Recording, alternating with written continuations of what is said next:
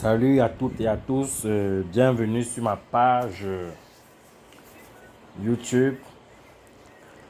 Déjà, je suis très content, c'est la première fois déjà, voilà. Bon, comme tout bon Camerounais, nous avons tous suivi, ou nous suivons tous, ce qui se passe au Cameroun concernant les terres dans le littoral de notre cher et beau pays. Mais je suis un peu étonné que d'autres Camerounais soient étonnés de ce qui se passe. C'est pas comme si c'était la première fois. On vit dans un pays où il y a deux ennemis. Il faudrait que les Camerounais sachent que dans notre pays, le Cameroun, nous avons deux ennemis. Les pauvres et les riches. Oui, deux ennemis, les pauvres et les riches. Les plus riches ont décidé de s'acquérir toutes les terres du Cameroun.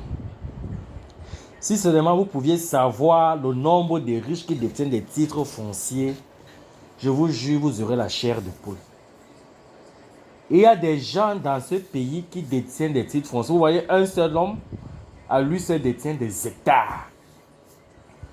Pas seulement dans une région, pas seulement dans deux régions, au moins dans 5 régions. Que ce soit des ministres, des hommes d'affaires, des directeurs généraux, des députés, des sénateurs. Je vous jure, c'est grave. Et les expropriations n'ont pas commencé avec Douala, comme je le disais. Ça a toujours existé. Oui, ces choses ont toujours existé depuis Yaoundé.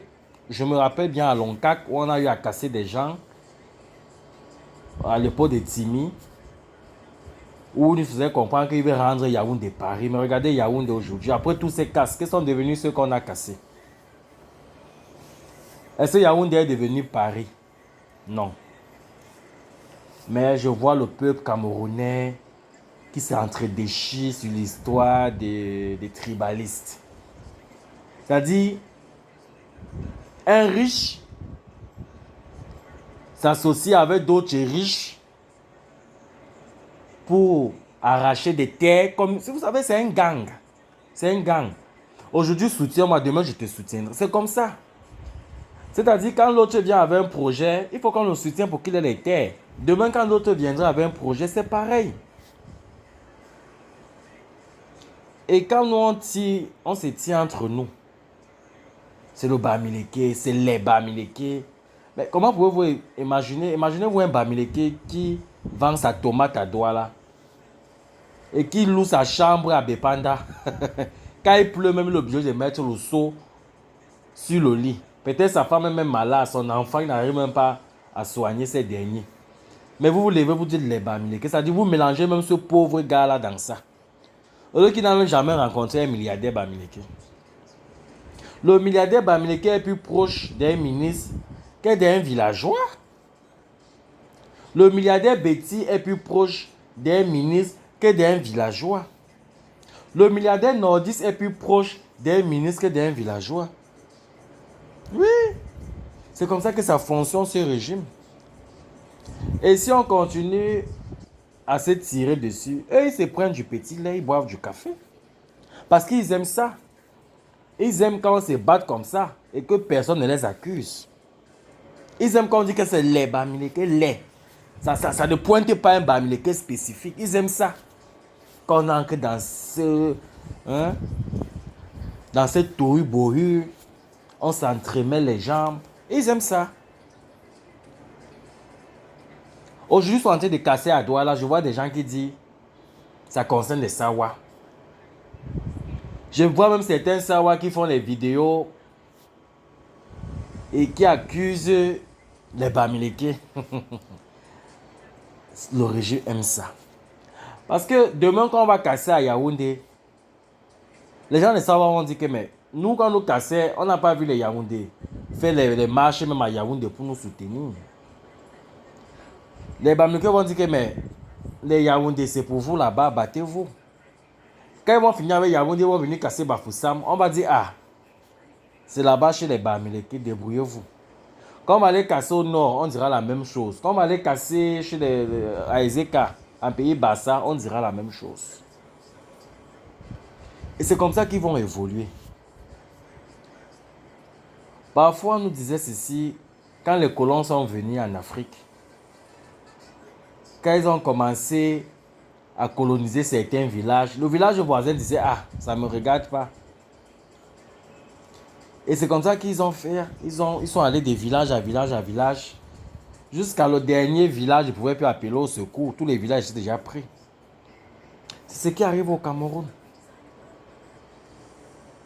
Si vous restez à dire les Bamileke, les Beti, les Sawa, il faut préciser. Il faut préciser. Parce que quand vous dites les, vous mélangez tout le monde.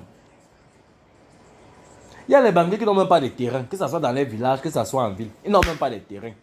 C'est-à-dire le gars en location pendant 10, 15, 20 ans jusqu'à le jour où il meurt. Oui, il y a des Bamileke qui n'ont même pas de terrain, qui ne peuvent même pas s'acheter un terrain. Mais vous allez voir un monsieur bien placé dans le gouvernement. Lui seul possède des hectares dans plusieurs régions.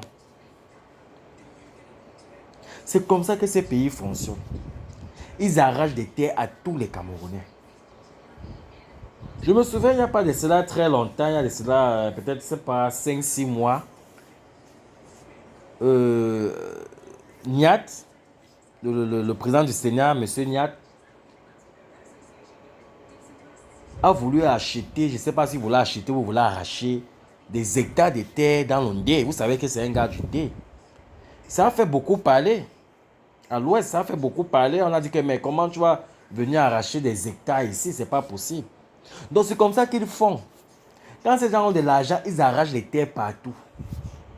Ils n'ont pas un lieu spécifique. Pour eux, c'est... Et vous savez, quand tu as l'argent, ce sont les terres qui montrent l'étendue de ta fortune.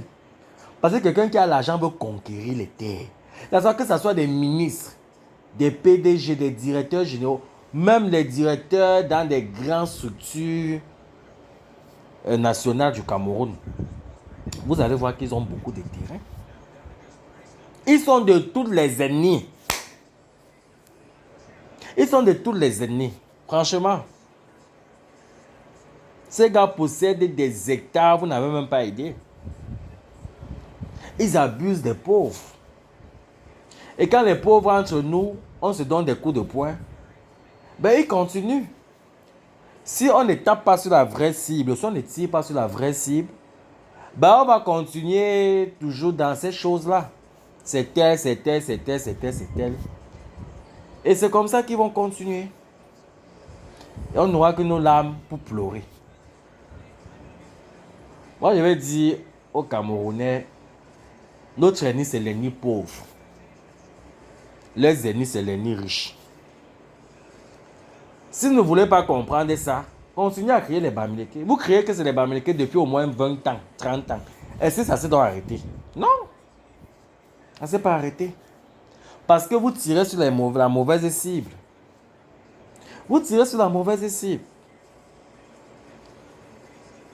Vous savez qu'on est l'un des pays les plus corrompus du monde.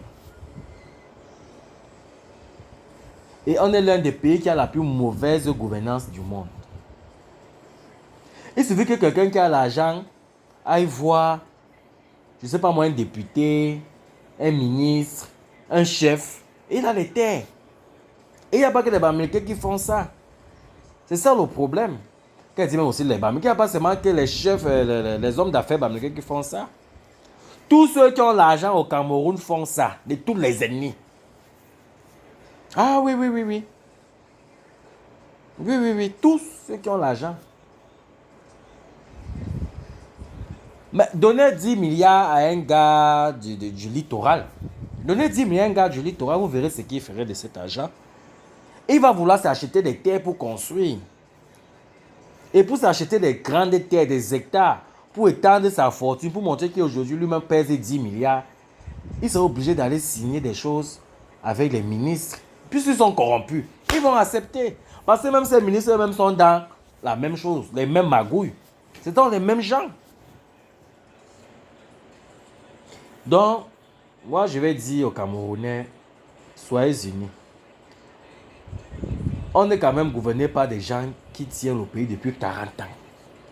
Donc, c'est des gens qui ont appris à connaître les Camerounais. Ils ont compris quel genre de peuple nous sommes. Ils ont utilisé la psychologie de l'homme camerounais. Oui. Parce que quand tu utilises la psychologie de quelqu'un, c'est facile de manipuler cette personne. Ils ont compris comment nous sommes. Et depuis, ils utilisent ça. C'est pourquoi ils peuvent faire même 100 ans au pouvoir. Ils peuvent tellement faire 100 ans au pouvoir, vous allez toujours vous injurer entre vous. Mais les gars seront toujours là à gouverner. Aujourd'hui, ils sont en train de placer les enfants un peu partout. Momo est entré, il a placé ses 2 enfants. Est-ce que Momo est bêtis? Est-ce qu'il est droit là? Il est bamnéqué, non? On a pris ses enfants, on l'a mis à l'ENAM.